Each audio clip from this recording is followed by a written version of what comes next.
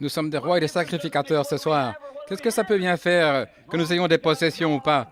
Pourvu que nous ayons Dieu, nous sommes plus que vainqueurs. Nous sommes plus que vainqueurs. Nous sommes assis dans la présence de Dieu, dans la communion du Saint-Esprit. Nous recevons la communion spirituelle des mains de celui qui a rendu ce témoignage. Je suis celui qui était mort, je suis de nouveau vivant et je suis vivant au siècle des siècles. Assis ensemble dans le lieu céleste en Jésus-Christ. Oh, béni soit son saint nom. Qu'est-ce que ça peut bien faire? Une tente ou un cottage, que m'importe. On construit un beau palais pour moi là-bas, avec des rubis, des diamants, l'argent et l'or. Ces coffres sont remplis de précieux trésors. Je l'ai rencontré un jour lorsque je suis revenu de la bataille. J'ai déposé mes trophées. Je n'ai plus livré une seule bataille depuis. C'est lui qui les livre pour moi. Je me contente de me reposer sur sa promesse en sachant que je le connais dans la puissance de sa résurrection. C'est tout ce qui compte. Vraiment, qu'y a-t-il d'autre qui compte? Que pouvons-nous faire? Comment, par vos inquiétudes, pouvez-vous ajouter une coudée à votre taille? Que vous ayez les cheveux ondulés ou pas, quelle différence cela fait-il? Que vous soyez vieux, grisonnant, que vous ayez les épaules tombantes ou pas, quelle différence cela fait-il? Ceci, c'est seulement pour un temps, une courte période, mais cela, c'est pour tous les siècles des siècles, et ensuite des temps incommensurables, alors que s'écouleront les âges, vous ne changerez jamais, vous traverserez son éternité sans fin. Qu'est-ce que ça peut bien faire? Je suis si content de l'avoir rencontré. Je suis si content qu'il m'ait donné la communion un jour. Ce même Melchisédek qui a rencontré Abraham en revenant du massacre des rois. Certainement. Le Dieu du ciel, El Elyon. Le grand « je suis », pas « j'étais », mais « je suis » au temps présent. Et il l'a béni. Écoutez ici, comme nous avançons encore un peu pour examiner notre leçon d'un peu plus près. Maintenant, le verset 4. « Considérez combien il était grand. » C'est aussi ce que je pense. Considérez la grandeur de cet homme. Il est plus grand que le Fils de Dieu. Le Fils de Dieu avait un père et une mère, lui pas. Le Fils de Dieu a eu un commencement et une fin dans le temps, lui pas. Qui était-ce? C'était le Père du Fils.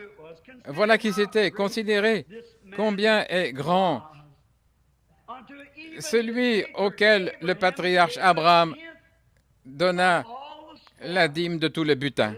Maintenant, écoutez attentivement. Ceux des fils de Lévi qui exercent le sacerdoce ont, d'après la loi, l'ordre de prendre la dîme sur le peuple, c'est-à-dire sur leurs frères, qui cependant sont issus des reins d'Abraham. Mais regardez bien ceci, si vous voulez voir quelque chose. Et celui qui ne tira pas d'eux son origine, il prend la dîme d'Abraham et il bénit celui qui avait la promesse. Abraham avait la promesse. Et cet homme a béni Abraham qui avait la promesse. Qui était-ce? Les fils de Lévi payaient la dîme à leurs frères, ou leurs frères leur payaient la dîme. Ils avaient reçu du Seigneur l'ordre de lever le 10e de ce que leurs frères gagnaient pour leur subsistance, parce qu'ils étaient le sacerdoce. Or, cela enlève toute idée d'un sacerdoce de Melchisédek, comme vous l'entendez. C'est vrai. Mais cet homme, même celui qui avait la promesse, le plus grand homme sur la terre, Abraham, a rencontré cet homme et lui a payé la dîme. Il devait être plus grand que lui. Écoutez. Or, c'est sans contredit l'inférieur qui est béni par le supérieur. Certainement. Regardez bien qui il est. Et ici, ceux qui meurent perçoivent la dîme.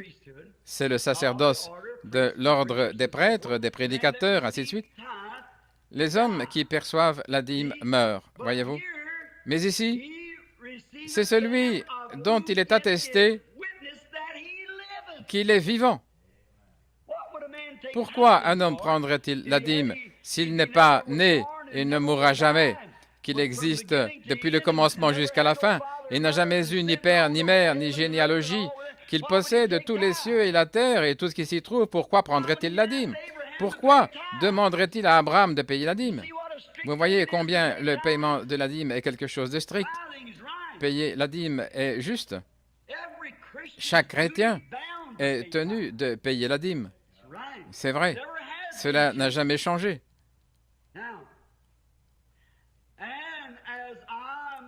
Et comme je puis dire aussi, Lévi, qui perçoit la dîme, l'a payé en Abraham. Maintenant, voici quelque chose. Car il était encore dans les reins de son père lorsque Melchisédek alla à sa rencontre. Quoi? Lévi? Abraham était l'arrière-arrière-grand-papa de Lévi. Et la Bible dit ici que Lévi a payé la dîme quand il était dans les reins d'Abraham. 4 générations avant qu'il vienne au monde, il payait la dîme à Melchisédek. Béni soit le nom du Seigneur. Alors, vous qui ne pouvez pas croire à la prédestination, à la prédétermination, et ici, 4 générations avant que Lévi sorte des reins d'Abraham, il payait la dîme à Melchisédek. J'aimerais qu'on ait le temps d'examiner ça en parcourant l'Écriture. Si vous preniez, par exemple, Jérémie 1,4, Dieu a dit, « Je te connaissais avant même que tu aies été formé dans le sein de ta mère. Je t'avais consacré et je t'avais établi prophète des nations. » Alors, que pouvez-vous prétendre avoir fait? Que puis-je prétendre avoir fait? C'est Dieu qui exerce sa miséricorde. Dieu nous connaissait avant la fondation du monde. Il ne veut pas qu'aucun périsse, certainement pas. Mais s'il est Dieu, il savait qui serait sauvé et qui ne serait pas sauvé, sinon il ne savait rien. S'il ne savait pas qui arriverait à l'enlèvement avant même que le monde ait été formé, alors il n'est pas Dieu. S'il est infini, il connaissait chaque puce, chaque mouche, chaque poux qu'il y aurait un jour sur la terre, avant même que la terre soit formée. C'est vrai. Il savait toutes choses. Avant la fondation du monde, il nous connaissait. La Bible dit qu'il nous connaissait et nous avait prédestinés. Réglons ceci une fois pour toutes. Revenons dans Éphésiens au chapitre 1. Au chapitre 1 d'Éphésiens, pendant un instant, j'aimerais prendre ici une minute pour lire, pour que vous puissiez vraiment comprendre que ce n'est pas juste quelque chose que j'essaie de vous dire, c'est quelque chose que Dieu essaie de vous dire. Maintenant, écoutez ceci vraiment attentivement. Au chapitre 1 d'Éphésiens, Paul, apôtre de Jésus-Christ, par la volonté de Dieu. Le même homme qui a écrit l'épître aux Hébreux écrit cette épître aux saints. Ceci ne s'adresse pas aux incroyants, mais aux saints, les sanctifiés, qui sont à Éphèse et aux fidèles en Jésus-Christ. Que la grâce et la paix vous soient données de la part de Dieu notre Père et du Seigneur Jésus-Christ. Béni soit Dieu, le Père de notre Seigneur Jésus-Christ, qui nous a bénis de toutes sortes de bénédictions spirituelles dans les lieux célestes, selon que lui, écoutez attentivement, selon que lui nous a choisis en lui avant la fondation du monde. Et qui est le nous? C'est l'Église. Il nous a choisis en lui, Christ, avant la fondation de la terre, pour que nous soyons saints et irrépréhensibles devant lui dans l'amour, nous ayant prédestinés à l'adoption de ses enfants par Jésus-Christ selon le bon plaisir de sa volonté. Qui a fait ça? C'est Dieu. Dieu savait dès le commencement qui serait sauvé et qui ne serait pas sauvé. Bien sûr, il ne voulait pas qu'aucun périsse, mais il n'a pas envoyé Jésus ici pour voir si vous auriez une réaction du genre « Eh bien, pauvre Jésus, j'ai vraiment de la peine pour lui. Peut-être que je devrais recevoir le salut. » Non, monsieur, Dieu savait au commencement qui serait sauvé et qui ne le serait pas. Et donc, comme il savait que quelques-uns le seraient, alors il a envoyé Jésus pour faire l'expiation pour ceux qu'il a connus d'avance. Car ceux qu'il a connus d'avance, il les a appelés. Et ceux qu'il a appelés, il les a justifiés. Ceux qu'il a justifiés, Il les a au temps passé glorifiés. Voilà. Alors, ce n'est pas vous qui vous gardez vous-même, c'est la grâce de Dieu qui vous garde. Vous ne vous êtes pas sauvé vous-même. Vous n'avez rien fait pour mériter d'être sauvé. C'est la grâce de Dieu qui vous a sauvé. La grâce de Dieu vous a appelé. La préscience de Dieu vous connaissait. Il savait que vous seriez dans cette église ce soir, avant même la fondation du monde, s'il est infini. S'il ne l'est pas, il n'est pas Dieu. S'il savait toutes choses, il était Dieu. S'il ne savait pas toutes choses, il n'était pas Dieu. S'il est le Dieu Tout-Puissant, il peut tout faire. S'il ne peut pas tout faire, il n'est pas le Dieu Tout-Puissant. Vous y voilà. Alors, comment pouvez-vous affirmer que ça dépend de quelque chose que vous pouvez faire? Vous ne pouvez rien faire. C'est la grâce même de Dieu que vous soyez ici. Rien que vous puissiez faire. C'est Dieu qui vous a appelé par sa grâce. Vous avez écouté, vous avez entendu, vous avez accepté. Dites, frère Branham, comme ça, on peut se permettre n'importe quoi. Certainement, vous êtes libre. Eh bien, cet homme-là peut faire tout ce qu'il veut, absolument. Je fais toujours ce que je veux. Mais si vous êtes un chrétien, vous ne voulez pas faire le mal. Il y a un petit bout de femme assis là, au fond, là, mon épouse, et je l'aime avec tout ce qui est en moi. Même si je savais que je peux sortir avec une autre femme et m'en tirer, aller lui raconter en disant « Mesdames, j'ai fait quelque chose de mal », pensez-vous que je le ferais? Si je l'aime correctement, je ne le ferai pas. C'est vrai. Maintenant, si je disais « Oh, je ne peux pas le faire parce que, je vais vous dire quoi, elle divorcerait avec moi, oh, je suis un prédicateur. » Voyez-vous, ce que ça ferait? Avec ça, je serais forcé de renoncer à la chair si elle divorçait de moi. Un homme divorcé, et j'ai 3 enfants, c'est impensable pour moi. Oh là là, si c'est comme ça, alors c'est encore la loi. Le fait que je l'ai épousée, ce n'est pas une affaire de légalité. Ce qui fait que je lui suis fidèle, ce n'est pas une affaire de légalité, c'est parce que je l'aime. Je ne suis pas obligé de faire quoi que ce soit, je le fais volontairement, parce que c'est une histoire d'amour. Et si vous aimez votre femme, vous ferez la même chose.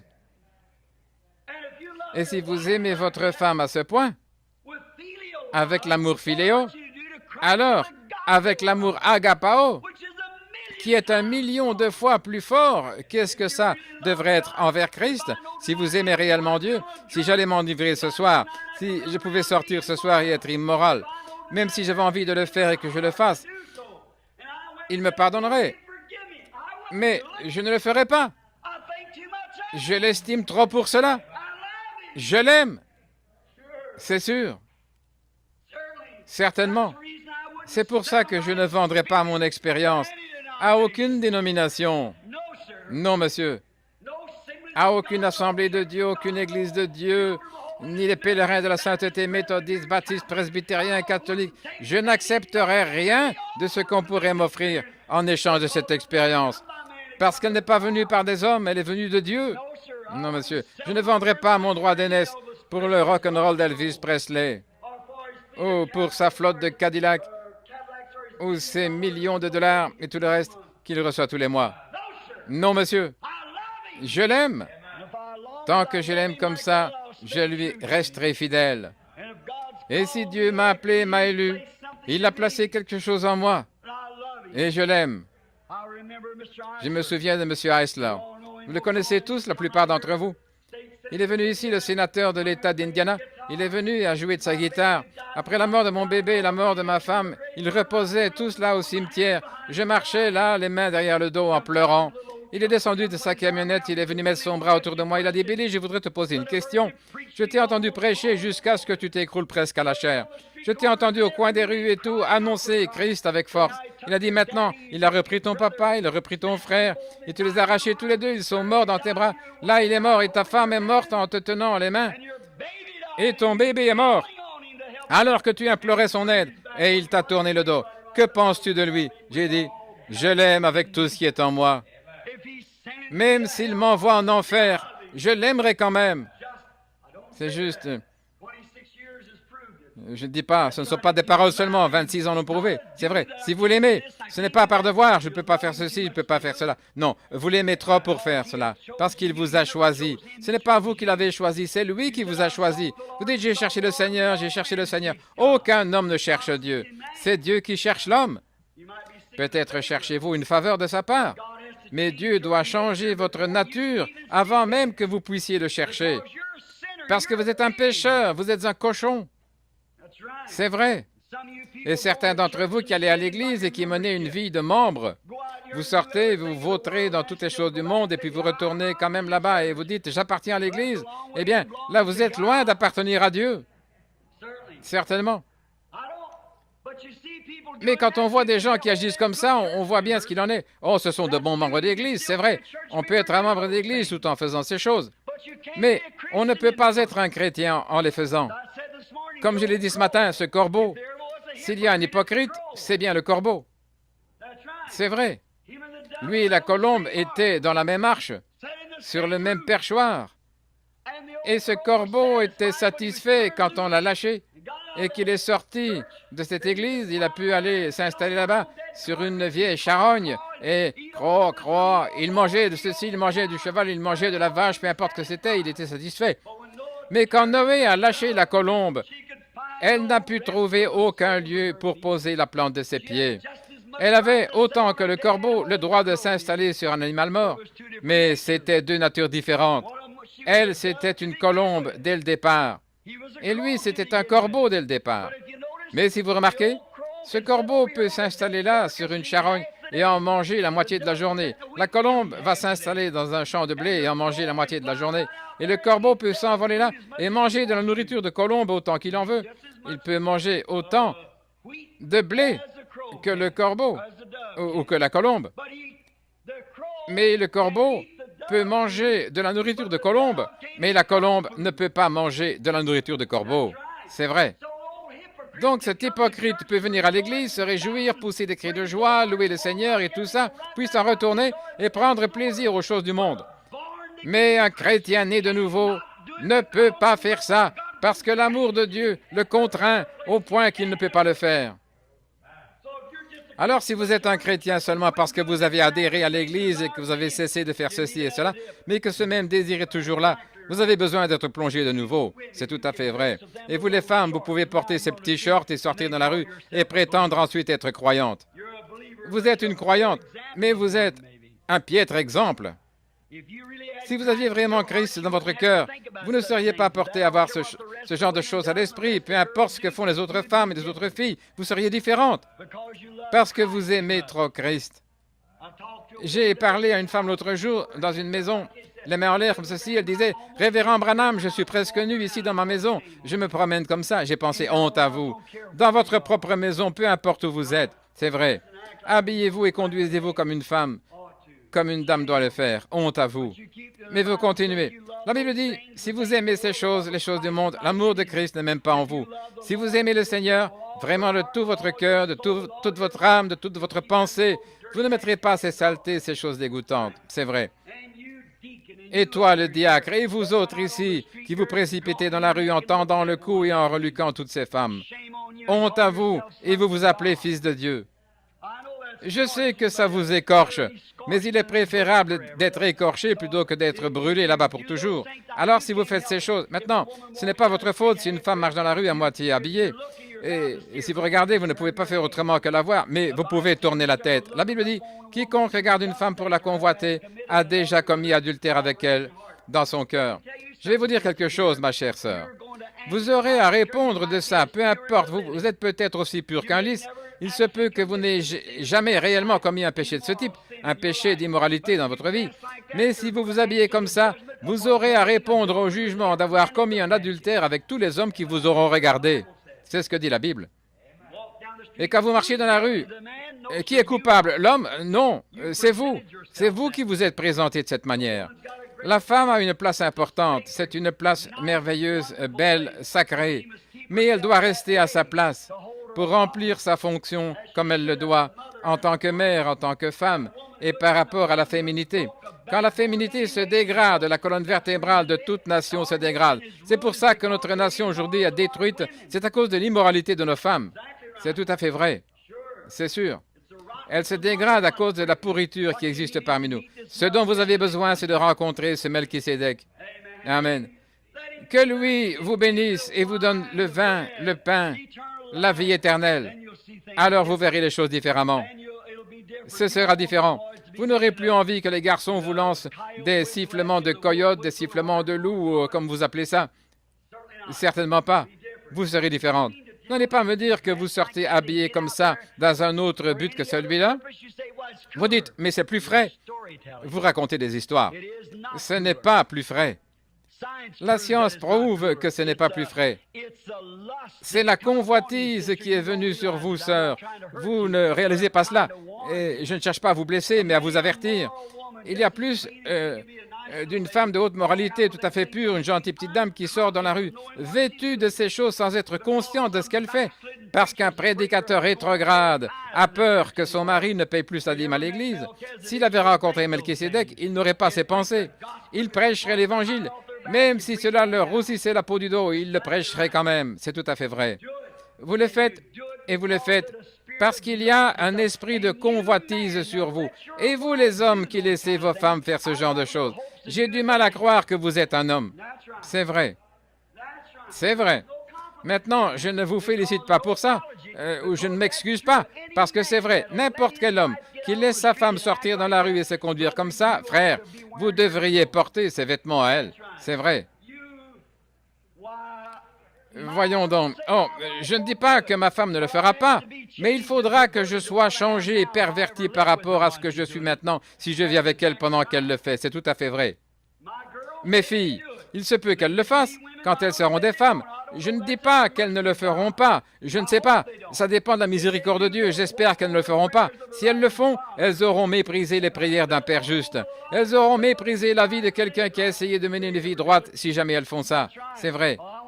Et je veux mener une vie droite, enseigner la droiture, être droit, et pouvoir les instruire dans la droiture. Si elles font ces choses, elles devront se battre pour aller en enfer, passer par-dessus ma prédication, par-dessus mon Christ, par-dessus mes avertissements, c'est vrai, si jamais elles le font. Certainement, c'est vrai. Honte à vous. Si jamais vous rencontrez Christ face à face, et qu'il vous bénisse et dépose ce baiser d'approbation sur votre cœur, tous les démons de l'enfer ne réussiront jamais à vous faire remettre ces vêtements-là. Vous êtes changés, passez de la mort à la vie, et votre affection est sur les choses d'en haut et non les choses de la terre. Amen. Je ferais mieux de laisser ce sujet, c'est délicat. Très bien. Mais c'est la vérité. Très bien. Alors que nous continuons maintenant, et puis nous allons terminer. Ce sont les fils de Lévi qui reçoivent la dîme du sacerdoce et ont, d'après la loi, l'ordre de prendre la dîme sur le peuple, c'est-à-dire de leurs frères, qui cependant étaient issus des reins d'Abraham, et lui, qui ne tirait pas de son origine, qui reçut la dîme d'Abraham, et il bénit celui qui avait la promesse. Sans contredit, l'inférieur est béni par le supérieur. Et ici, ceux qui perçoivent la dîme sont des hommes mortels. Mais ici, c'est celui dont il est attesté qu'il est vivant. De plus,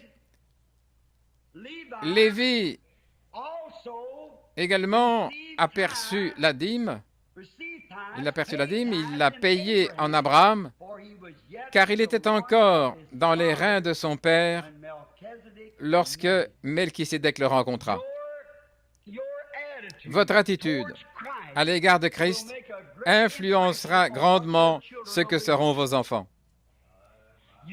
Votre vie que vous vivez devant votre famille influencera ce que seront vos enfants. En effet, la Bible dit qu'il punirait l'iniquité des parents sur les enfants jusqu'à la 3e et 4e génération. Maintenant, encore quelques instants avant de terminer.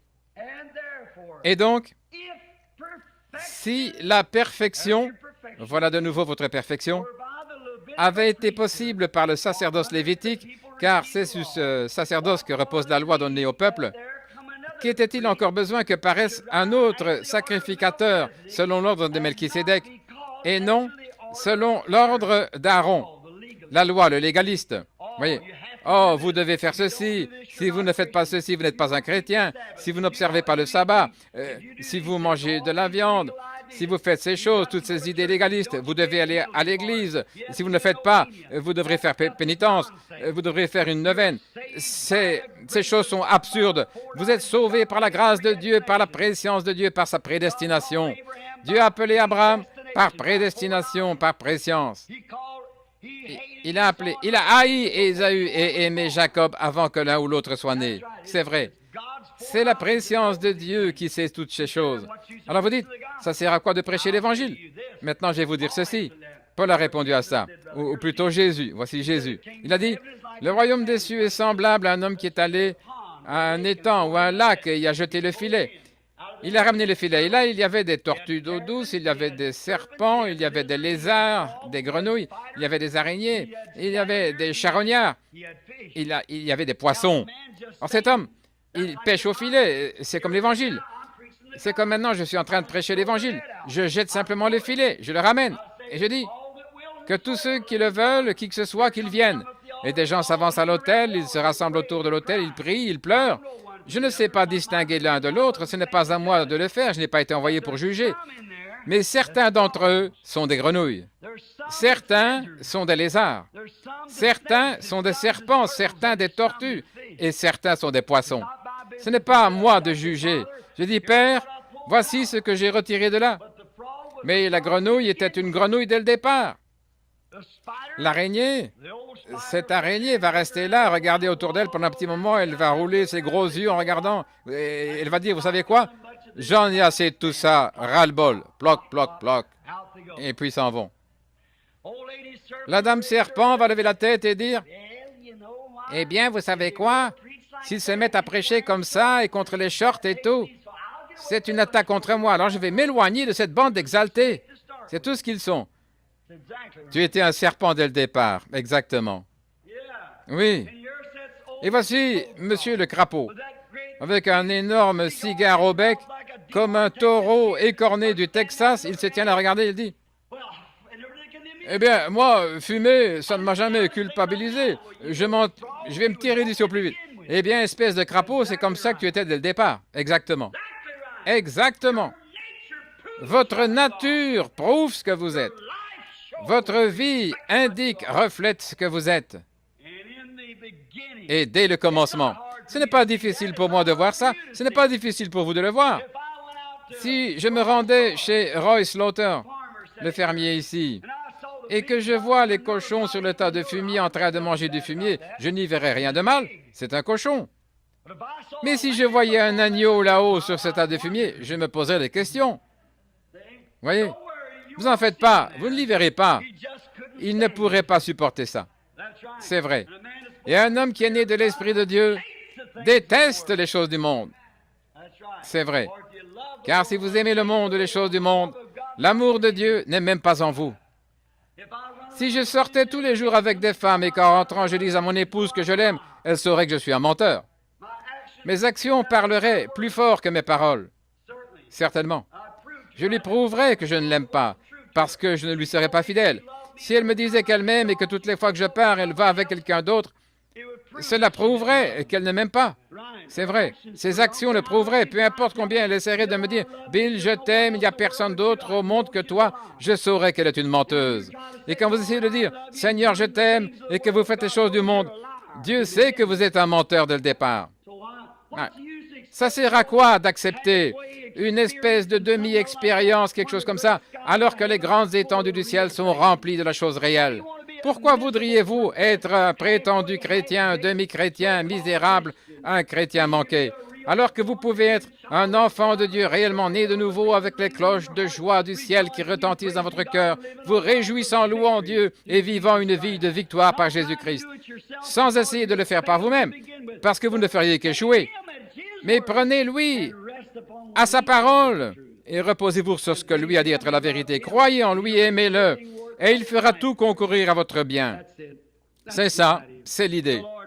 Que le Seigneur vous bénisse. Je ne vais pas vous gronder, mes frères. Mieux vaut vous faire gronder un petit peu. Vous êtes mes petits, voyez-vous. Et tout papa qui aime ses enfants va certainement les corriger. Sinon, il n'est pas le papa qu'il faut. Pas vrai? C'est vrai.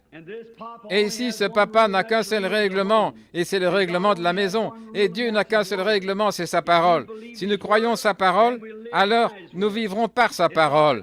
C'est notre devoir. Si jamais nous avons rencontré Dieu, ce n'est pas parce que vous dites, eh bien, je vais à l'église, je dois faire ceci. Vous êtes misérable, ne faites pas ça.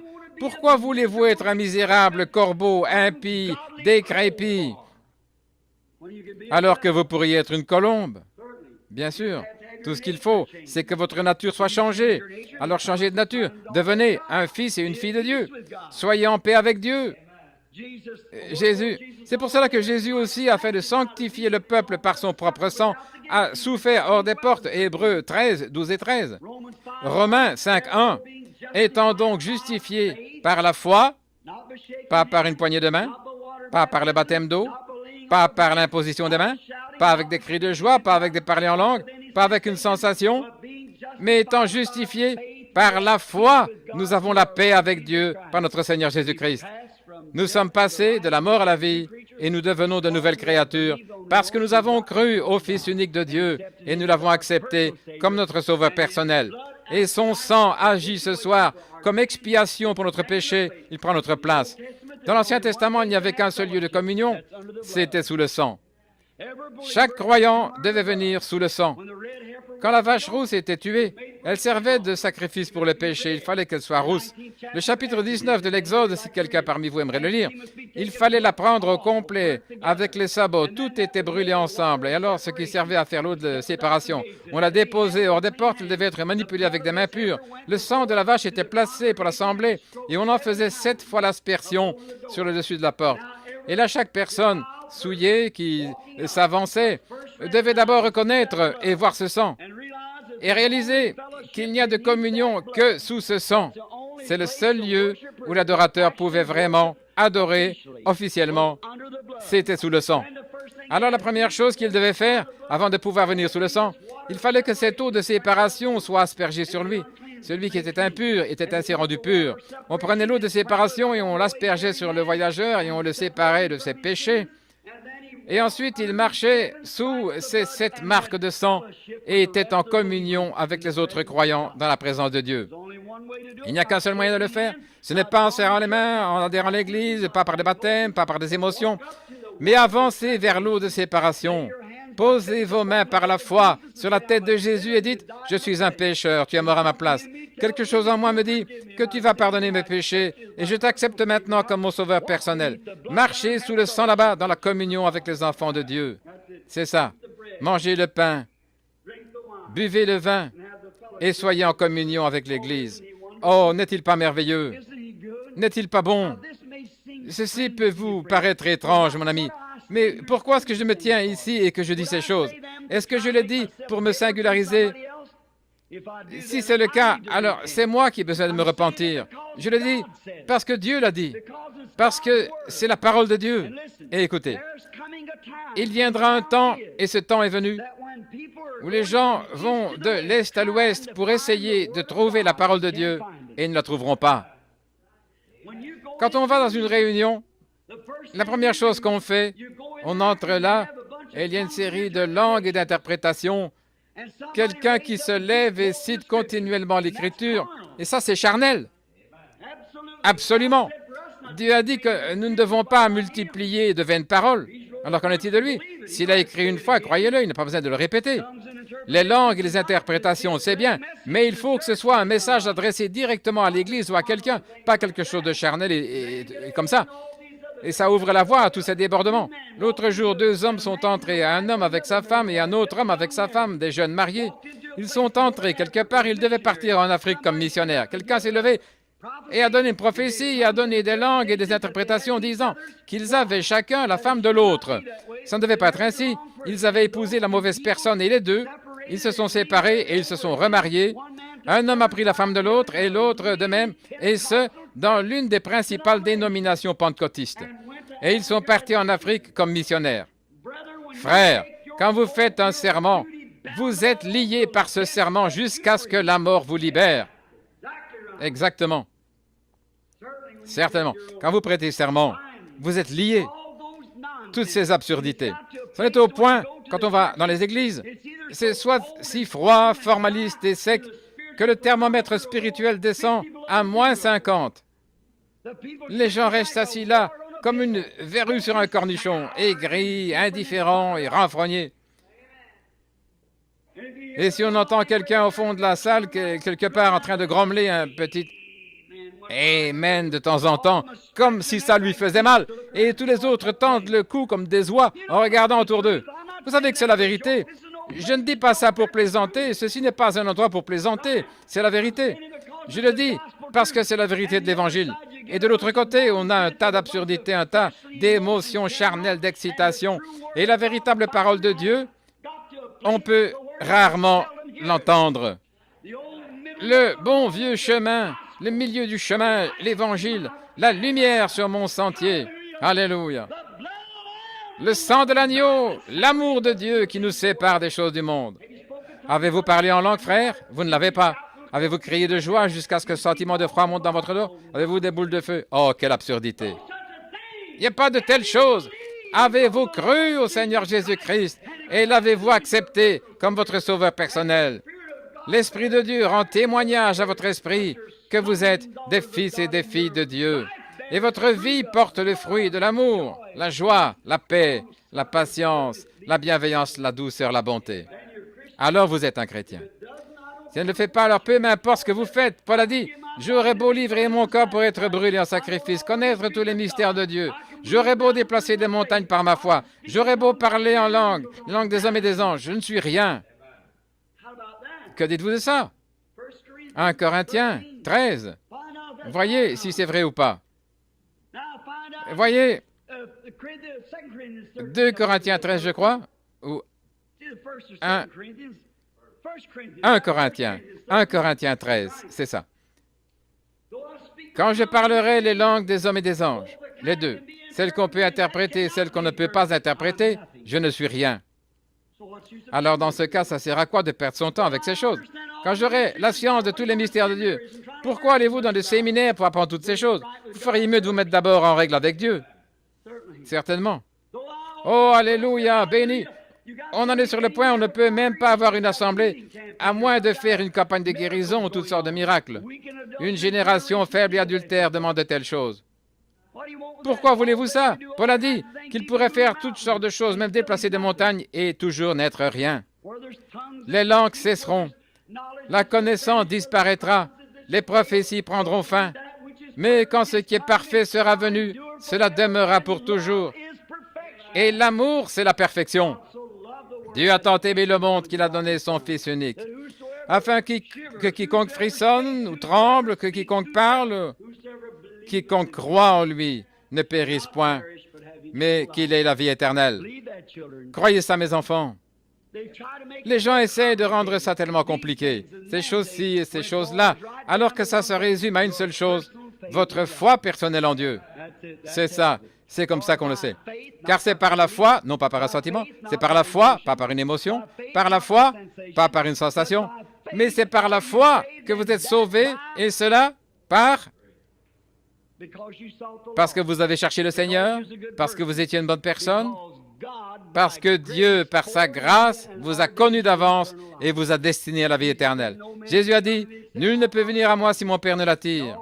Et tous ceux qui viendront à moi, je leur donnerai la vie éternelle. Personne ne peut les ravir de ma main. Ils m'appartiennent. Ils sont sauvés pour toujours, je les tiens. Personne ne peut les ravir de la main de mon Père. C'est lui qui me les a donnés. Ce sont des dons d'amour qui m'appartiennent. Et tous ceux qu'il a connus d'avance, il les a appelés. Il n'appelle personne qu'il n'a pas connu d'avance. Tous ceux qu'il a appelés, il les a justifiés. Et tous ceux qu'il a justifiés, il les a glorifiés. Alors vous voyez, nous sommes dans le repos parfait. Maintenant, je sais qu'il y a beaucoup de légalistes ici.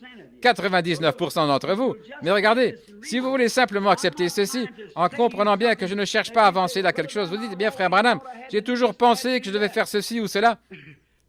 C'est qu'il y a toute une différence, frère, entre ce que vous devez faire et ce que vous voulez faire. Vous êtes sauvés, pas parce que vous avez eu quoi que ce soit à voir là-dedans. Vous êtes sauvés parce que Dieu vous a sauvés avant la fondation du monde. Écoutez ici. La Bible dit, dans l'Apocalypse, à partir du début, je vous emmène maintenant à la fin, la Bible dit, dans l'Apocalypse, que quand la bête est venue, elle a séduit tous ceux qui étaient sur la terre. C'est ce qu'a fait la bête. Elle a séduit tous ceux sur la terre dont le nom n'a pas été écrit dans le livre de vie de l'agneau. Depuis que le réveil a commencé, Est-ce que ça sonne juste? Depuis que le prédicateur a prêché ce puissant sermon, depuis que cet homme a été guéri, depuis la fondation du monde. Où est-ce que Jésus a été immolé? Au calvaire? Non, monsieur. Jésus a été immolé avant la fondation du monde. Voici l'agneau de Dieu qui a été immolé avant la fondation du monde.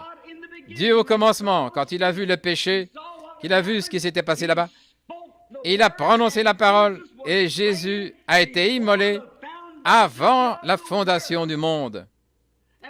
Et chaque personne qui a été sauvée d'après la Bible quand l'agneau a été immolé dans la pensée de Dieu avant la fondation du monde. Vous avez été inclus dans le salut à ce moment-là. Alors, qu'est-ce que vous allez faire? C'est Dieu. Béni soit le nom du Seigneur. C'est Dieu qui fait l'œuvre. Ça ne dépend ni de celui qui veut ou celui qui court, mais c'est Dieu qui fait miséricorde. Si Jésus a été immolé avant la fondation du monde, cela a pris 4000 ans avant que cela arrive effectivement. Mais une fois que Dieu l'a prononcé, chaque parole de Dieu a son effet. Elle est immuable, elle est indivisible, elle ne peut pas faillir. Et quand Dieu a immolé le Fils avant la fondation du monde, il a été immolé à ce moment-là autant qu'au calvaire. C'est un produit fini une fois que Dieu l'a dit. Et souvenez-vous, quand l'agneau a été immolé, votre salut a été inclus dans le sacrifice parce que la Bible dit que votre nom a été écrit dans le livre de vie de l'agneau avant la fondation du monde. Que dites-vous de ça? Alors, qu'allons-nous y faire? C'est Dieu qui montre miséricorde. C'est Dieu qui vous a appelé. C'est Dieu qui vous a choisi en Christ avant la fondation du monde. Jésus a dit, ce n'est pas vous qui m'avez choisi, c'est moi qui vous ai choisi. Et je vous connaissais avant la fondation du monde. Vous y voilà. Ainsi, voyez, cela vous délivre de toute crainte. Oh, je me demande si j'y arriverai. Je me demande. Dieu soit béni, je n'ai qu'à tenir bon. Ce qui compte, ce n'est pas si je tiens bon ou pas. Ce qui compte, c'est si lui a tenu bon. C'est ce que lui a fait, parce que j'ai fait, c'est ce que lui a fait. Comme sous la loi du rachat. Et voilà une petite chose que je voudrais dire avant de terminer. Qu'arriverait-il si une jument donnait naissance à un petit mulet et que ce petit mulet ait les deux oreilles rabattues, il louche, il a les genoux cagneux, les pattes arquées et que sa queue reste dressée en l'air, quel animal affreux! Eh bien, si ce petit mulet pourrait réfléchir, il dirait, une minute, quand ils sortiront de la maison ce matin, ils vont m'assommer, c'est sûr, parce que moi, ils ne vont jamais me donner à manger. Regardez quelle créature affreuse je suis. Je n'ai même pas la moindre chance. Eh bien, c'est vrai. Vous n'avez pas la moindre chance. Eh bien, je suis né dans ce monde, mais regardez un peu la créature affreuse que je suis. Alors, je n'ai aucune chance, je n'y arriverai pas, je ne peux pas y arriver, voyez.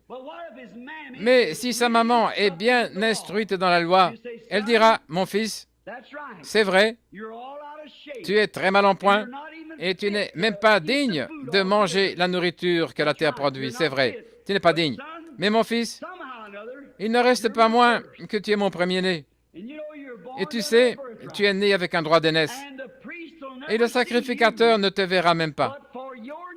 Mais pour ton nom, il doit y avoir un agneau innocent, sans défaut, qui doit mourir à ta place pour que toi tu vives.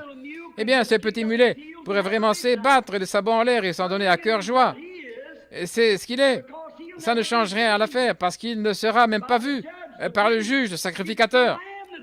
C'est l'agneau que le sacrificateur regarde, pas le mulet. L'agneau.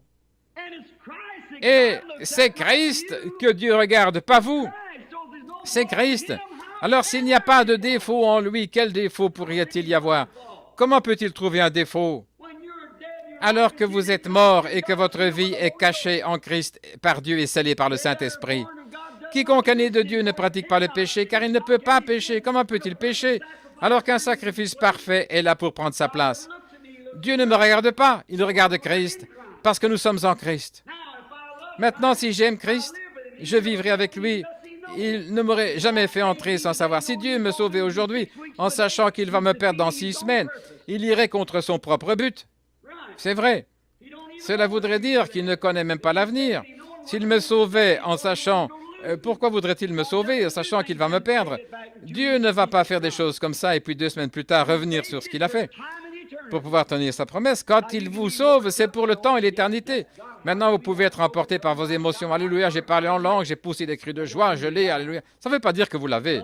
Mes frères, quand quelque chose descend ici en bas et que vous êtes ancrés en Christ, alors les fruits de l'Esprit vous accompagnent. Nous rendons témoignage, notre esprit, par son esprit, que nous sommes fils et filles de Dieu. S'il vous plaît, recevez ça, les amis. Je pourrais vous retenir ici toute la nuit et en parler. J'aime cela. Je vous aime. Je reviens à ce petit tabernacle chaque fois et je le ferai tant que Dieu me prêtera vie. Je veux vous voir enraciné, fondé dans cette sainte foi. Je ne veux pas vous voir ballotté par tout vent de doctrine, que ces choses vous ébranlent et que les gens s'emballent, ils ont un peu de sang dans les mains ou un peu de givre sur le visage ou quelque chose comme ça. Ils voient des genres de lumière devant eux et ils font des choses égoïstes, comme dit la Bible, enflées dans son cœur alors qu'il n'a rien vu. C'est vrai. Je veux que vous soyez affermis dans la parole. Si c'est ainsi dit le Seigneur, restez avec cela, vivez avec cela. C'est l'Urim Tumim d'aujourd'hui. Dieu, que vous en viviez. Si ce n'est pas dans la parole, alors oubliez ça. Vivez pour Dieu, vivez pour Christ. Et si votre cœur commence à s'égarer, vous savez qu'il s'est passé quelque chose, alors retournez à l'autel et dites, Christ, renouvelle la joie de mon salut. Redonne-moi cet amour que j'avais. Il est temps de s'échapper, Seigneur. J'ai fait quelque chose. Rends-moi saint de nouveau, affermi. Oh Seigneur, je ne peux rien faire. Je ne peux pas arrêter ceci ou cela. Je me tourne vers toi, te demandant de m'enlever ces choses, Seigneur, et je t'aime. Et repartez de cet autel une nouvelle personne en Jésus-Christ. Alors vous n'aurez pas à dépendre de votre Église, dépendre de votre prêtre, de votre pasteur. Vous dépendez du sang versé du Seigneur Jésus. C'est par la grâce que vous êtes sauvés. Prions. Seigneur, quels enseignements solides. Il est temps pour cette petite Église de recevoir de la viande et non plus le lait de la parole. Nous sommes restés trop longtemps avec le lait, à donner son biberon au bébé, mais nous devons avoir de la nourriture solide, car le jour approche. Des temps très difficiles et périlleux sont proches, et il y aura plus de problèmes sur la route. Nous savons qu'il n'y aura jamais de temps meilleur. Nous savons que nous sommes à la fin. Les temps vont continuer à empirer toujours jusqu'à ce que Jésus revienne selon les Écritures. Nous ne pouvons rien leur promettre dans cette vie, mais dans la vie à venir, nous pouvons leur promettre la vie éternelle par ta parole, s'ils croient au Fils de Dieu et l'acceptent comme leur propitiation, comme celui qui a pris leur place, comme celui qui a pris leur péché. Accorde-le maintenant. Que les incroyants deviennent des croyants. Que ceux qui font profession dans l'Église ce soir, qui ont professé la religion et se contentent de mener une vie d'Église, qu'ils reçoivent une expérience avec Dieu, qu'un tel amour vienne dans leur cœur, qu'ils pleureront pour leurs péchés, mourront à eux-mêmes et naîtront de nouveau par le Saint-Esprit, étant doux, gentils, aimants et remplis de joie et de bénédiction. Qu'ils vivent une telle vie, qu'ils deviennent tellement salés, que les gens autour d'eux auront soif d'être comme eux. Accorde-le, Seigneur, car nous le demandons en son nom. Et alors que nous avons la tête inclinée, je me demande ce soir si quelqu'un ici voudrait dire, Frère Branham, si j'étais pesé dans la balance de Dieu en ce moment, je ne pourrais jamais, jamais, jamais atteindre la qualification dont vous parlez ce soir. Je voudrais que vous vous souveniez de moi dans la prière pour que je change mes voies et que Dieu entre et retire de moi ces absurdités et fasse de moi un vrai chrétien. Voulez-vous lever la main pour la prière? Que Dieu vous bénisse, que Dieu vous bénisse. Que Dieu vous bénisse au fond. Que Dieu vous bénisse, monsieur. Que Dieu vous bénisse, frère, sœur.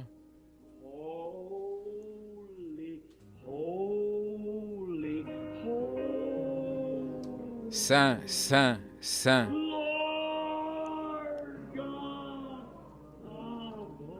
Seigneur Dieu des armées.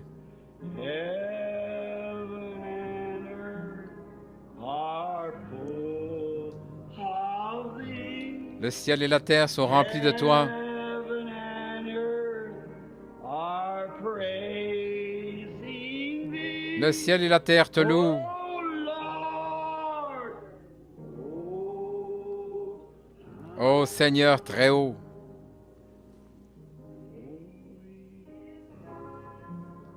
as you're thinking now, Pendant que vous réfléchissez maintenant, que vous priez, as you feel convinced vous vous that sentez you've been convaincu wrong, que you vous wanna avez eu be tort, right, que vous voulez marcher you just droit. raise your hand Voudriez-vous and simplement say, lever la God, main make me et dire, what I « Oh ought to be. Dieu, God, fais de let moi me ce que je be dois être. Que God, Dieu vous make bénisse, me jeune what dame. I ought to be. Oh Dieu, fais de moi God ce bless que je you, dois brother, être. sister, Que Dieu vous and bénisse, you, frères, you over sœurs, vous et vous ici. here. Day is dying. Le jour se meurt. I know it's hard, friends, Je but sais que c'est better know difficile, the mes truth. amis, mais mieux vaut connaître la vérité maintenant. Now quietly Maintenant, pray. doucement, priez. Holy, holy, Saint, Saint, Saint, Lord God. Seigneur Dieu, He's holy alone. lui seul est saint.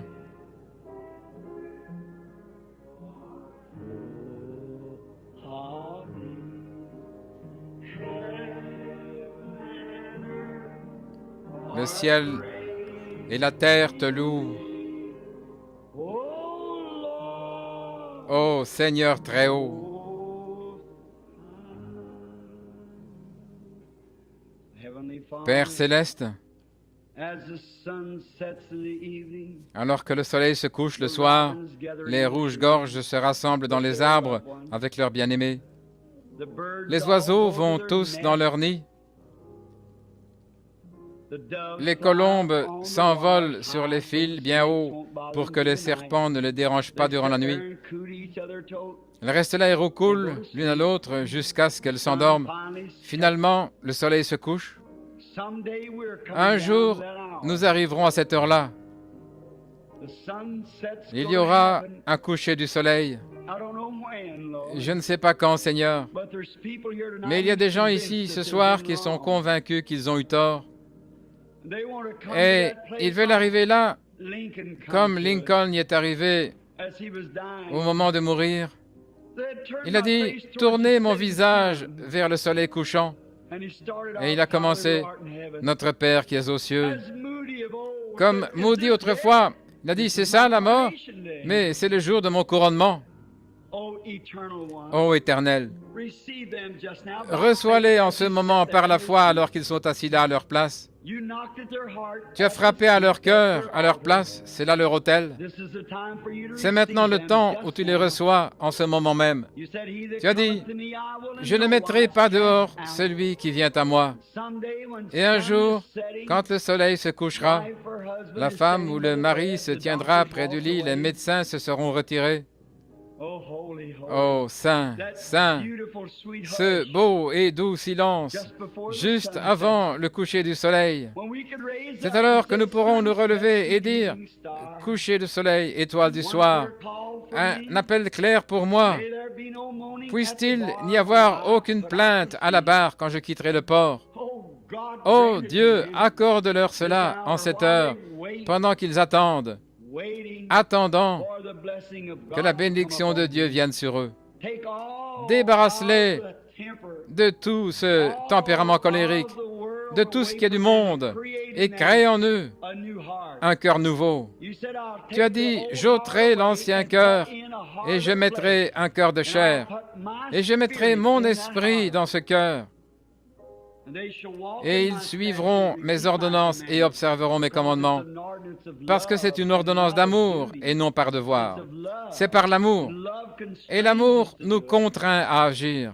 It's a duty of C'est un love devoir to d'amour constrain qui nous us. It's contraint. our duty to C'est follow notre love. devoir de suivre l'amour. And I pray, God, that Et je you'll te give prie, ô to Dieu, every heart de donner that cela à raised chaque their cœur, hand tonight. tous ceux qui ont levé la main ce Those who soir. did not Et raise ceux their qui n'ont hand, pas levé la main, may they now, que by maintenant, grace, par la raise their grâce, hands ils to lèvent la accept main it. pour And to t'accepter be filled et with être your remplis spirit, de ton esprit, meek, de cette sweet, manière quiet, douce, humble, agréable, tranquille, full humble, of grace. et être remplis de Stay grâce, here as a changed repartant person. d'ici étant des personnes How the birds changées. will sing Oh, different, comme les how oiseaux everybody will chanteront be different différemment, comme tout le after monde this sera hour. différent après cette heure. Oh Lord, Ô Seigneur, très haut.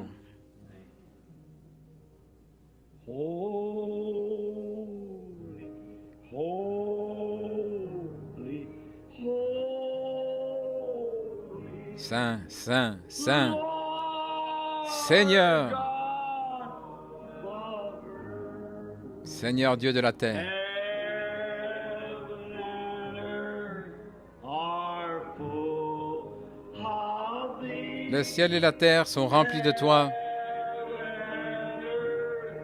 Are praising Le ciel et la terre te louent. Oh Lord. Ô Seigneur très haut.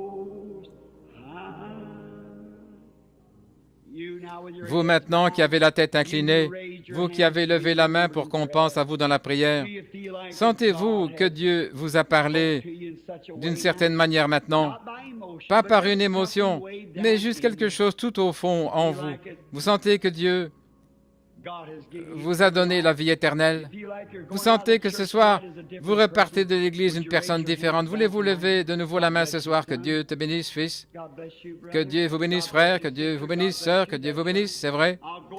Je repartirai de cette Église ce soir une nouvelle personne. Des bébés nouveau-nés dans le royaume de Dieu. Qu'est-il arrivé? Je sais que c'est une pratique de venir à l'hôtel. C'est un hôtel méthodiste. Je veux dire, c'est une pratique méthodiste. Elle a été établie dans l'Église méthodiste au jour de John Wesley. Il n'en était pas ainsi à l'époque de la Bible. Tous ceux qui crurent furent ajoutés à l'Église. Vous pouvez croire où que vous soyez, dans un champ, dans la rue, n'importe où. N'importe où, le lieu n'y change rien, pourvu que vous acceptiez Christ comme votre sauveur personnel. C'est un acte du Saint-Esprit qui vient dans votre cœur. Quand vous croyez en lui, que vous l'acceptez, vous passez de la mort à la vie, et vous devenez de nouvelles créatures en Jésus-Christ. Pass me not, O gentle Savior. Now stand to your feet. Ne passe pas à côté de moi, gentil sauveur. My humble cry. Écoute mon humble cri. Why thou art called. Pendant que tu en appelles d'autres, Do not pass me. ne passe pas à côté de moi. Maintenant, je voudrais que le jeune homme et la dame, je pense que c'est sa femme, qui ont levé la main. Voulez-vous lever à nouveau la main, là, montrant qu'ils ont accepté Christ comme leur sauveur personnel. Le jeune homme assis ici, dans un fauteuil roulant, a accepté Christ comme votre sauveur. Il a senti que Dieu l'avait sauvé. Et les autres, là au fond, qui ont levé la main, levez-la de nouveau, pour que les gens puissent vous voir, avoir communion avec vous. Donnez-leur la main et dites-leur que Dieu vous bénisse. Bienvenue dans le royaume de Dieu, mon frère, ma sœur. La communion, c'est ce que nous voulons. Serrez la main à ce jeune homme ici, dans le fauteuil. Que le Seigneur soit avec lui. C'est ça. Nous vous accueillons dans la communion du Saint-Esprit. Si vous n'avez pas encore été baptisé et que vous désirez être baptisé, avancez-vous et parlez-en au pasteur. Le baptistère ici est même plein d'eau ce soir, si vous voulez être baptisé. Tout est prêt. Le baptistère est prêt, si quelqu'un veut être baptisé. La Bible dit, « Repentez-vous chacun de vous et soyez baptisés au nom de Jésus-Christ pour la rémission de votre péché, et vous recevrez le don du Saint-Esprit. Car la promesse est pour vous et vos enfants, pour ceux qui sont au loin, en aussi grand nombre que le Seigneur notre Dieu les appellera. » L'aimez-vous? Levez la main. N'est-il pas merveilleux? Est-ce que vous appréciez cet épître aux Hébreux? Vous l'aimez? Merveilleux. Maintenant, c'est de la correction. Oh, c'est sévère et direct. Mais c'est ce que nous aimons. C'est comme ça que nous la voulons. Nous ne la voulons pas autrement. Maintenant, croyez-vous que Paul a autorité pour la prêcher comme ça? Paul a dit, si un ange vient prêcher un autre évangile, qu'il soit anathème. Pas vrai? Donc nous l'aimons de tout notre cœur. Maintenant, je vais demander au pasteur de venir ici un instant. Notre très précieux frère, frère Neville, et il aura un mot à vous dire. Et alors, si le Seigneur le veut, nous nous verrons mercredi soir et nous organiserons pour aller chez frère Graham Snelling pour une soirée d'assemblée. Et puis, pour la prédication ici, nous continuerons avec les chapitres 7 et 8 mercredi soir. Frère Neville.